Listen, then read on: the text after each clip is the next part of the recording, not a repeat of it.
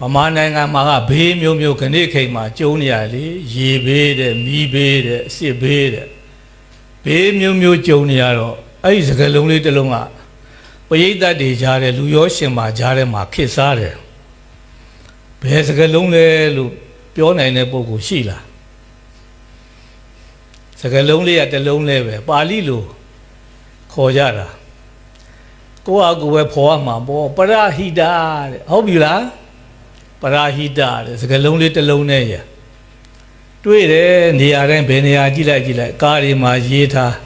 အဖွဲ့အစည်းဆိုင်ဘုတ်တွေမှာရေးထားဒီမှာဝင်လာတော့တောင်တွေ့လိုက်သေးတယ်ရှေ့ကတော့ဘာမှမသိလိုက်ပါဘူးနောက်ကတော့သီလရှင်ပရဟိတအကြောင်းဆိုဖုံးတော်ကြီးတင်ပရဟိတအကြောင်းပေါ်လိုက်တာပေါ့နော်အဲ့ဒီပရဟိတဆိုတဲ့စကားလုံးလေးကပါဠိစကားဗမာလိုဆိုရင်သူတစ်ပါးကောင်းချိုးဟိတဆိုတဲ့စကားလုံးလေးကကောင်းချိုးကိုအဓိပ္ပာယ်ထွက်တယ်အဲ့ဒါမှတ်ထားပေါ့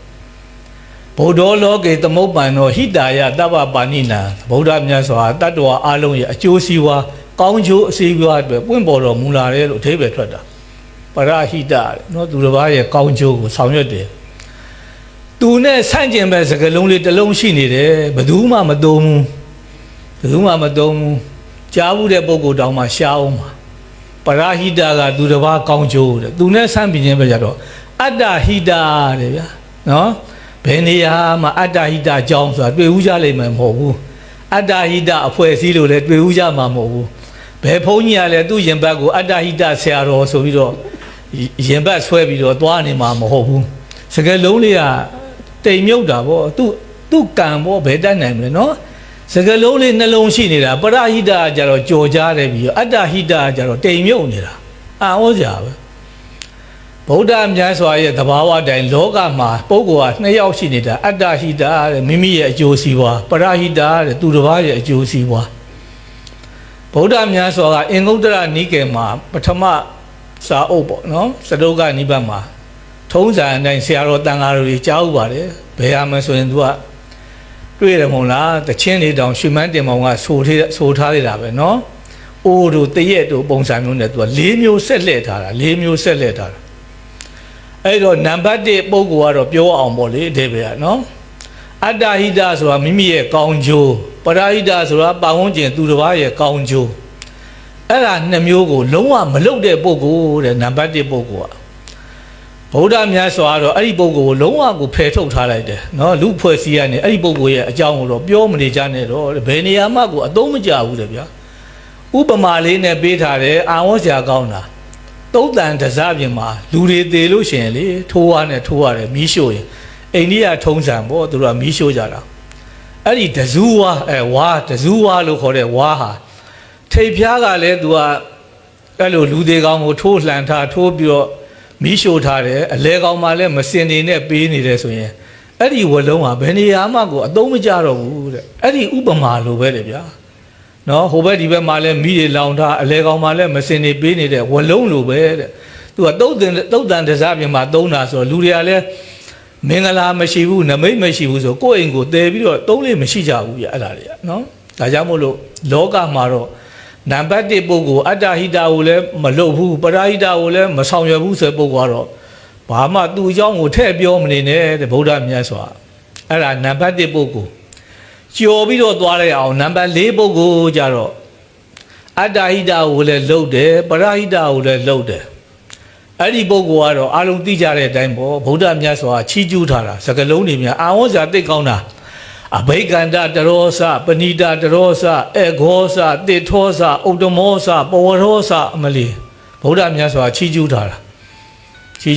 နော်အလွန်တော်တဲ့ပုဂ္ဂိုလ်အလွန်ကိုမုံမြတ်တဲ့ပုဂ္ဂိုလ်ပဲလောကမှာသူလောက်တော်တဲ့ပုဂ္ဂိုလ်တော့မရှိတော့ဘူးဆိုတာအတိတ်ပဲ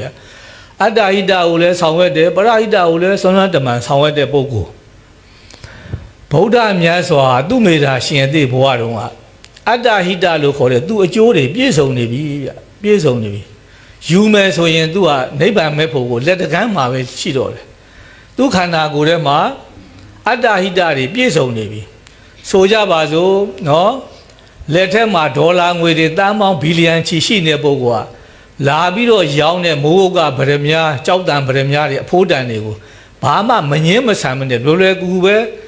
တော့ခုခေတ်တော့ဘိုင်းချက်လက်မှတ်တွေရေးပြီးတော့ဝယ်လိုက်နိုင်တယ်လို့ပဲ သူခန္ဓာကိုယ်ထဲမှာလဲသူတစ်ပါးတည်းနေနဲ့သူတူဦးတဲ့နေနဲ့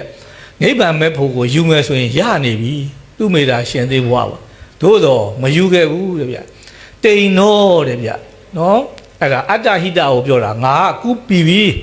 တာရေယံအဲ့ဒါကပရဟိတဗျာသူတစ်ပါးတွေကိုလည်းနိဗ္ဗာန်ကိုရောက်အောင်ငါကဲတင်အောင်မယ်မဟုတ်တော့တဲ့ငါကိုယ်တိုင်ကတော့ကိလေသာတရားတွေကလွတ်နိုင်တယ်တယောက်တည်းနေနေဆိုရင်တော့မောစေယံပါဝန်းကျင်ကိုလည်းပရဟိတငါလွတ်အောင်မယ်ဘုဒ္ဓတဲ့ငါကိုယ်တိုင်ကသစ္စာလေးပါးကိုသိဖို့မခဲရင်မှုပေါ့ဘောဓိယံတတ္တဝါတွေအားလုံးကိုလည်းငါသိအောင်လုပ်အောင်မယ်အတ္တဟိတနဲ့ပရဟိတကိုမျှပြီးတော့ဗုဒ္ဓမြတ်စွာဆောင်ရွက်ခဲ့တာဗျာဆောင်ရွက်ခဲ့တာအဲ့တော့အဲ့ဒီပုဂ္ဂိုလ်ကတော့အလွန်မြတ်ဆိုတဲ့ခုနကစကားလုံးတွေပေါ့ဗျာဗုဒ္ဓမြတ်စွာချီးကျူးထားတာအဲ့တော့နံပါတ်1ပုဂ္ဂိုလ်လုံးဝဖယ်ထုတ်တာဘာဖြစ်လို့ဖယ်ရလဲလုံးဝကိုမကောင်းလို့နံပါတ်4ပုဂ္ဂိုလ်တော့ဖယ်လိုက်တော့ဘာဖြစ်လို့လဲလုံးဝကိုကောင်းလွန်းနေလို့အကောင်းနေဆုံးနေလို့သူ့ကိုတော့ဖယ်ထားလိုက်အလဲကောင်းမှ2ယောက်ကြံနေတယ်2ယောက်ကြံတာတော့ဘလို့ဖြစ်မလဲလို့ဆိုစဉ်းစားကြည့်ကြပေါ့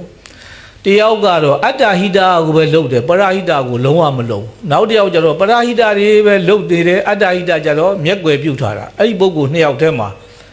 တပည့်တော်တို့လောကအယူဆကတော့ကိုယ်ဘာပဲဖြစ်နေပရဟိတလုပ်တဲ့ပုဂ္ဂိုလ်မှပဲအထင်ကြီးမယ်ပရဟိတလုပ်တဲ့ပုဂ္ဂိုလ်မှပဲလူချီးမွမ်းကြမယ်ပေါ့လေအဓိပ္ပာယ်ဟုတ်တယ်မလားဒါလောကလူအများသိထားတဲ့အဓိပ္ပာယ်ဗုဒ္ဓရဲ့တသနာကတော့အဲ့လိုမဟုတ်ဘူးဗျာအတ္တဟိတကိုအမွှန်းတင်ထားတယ်ဗုဒ္ဓမြတ်စွာက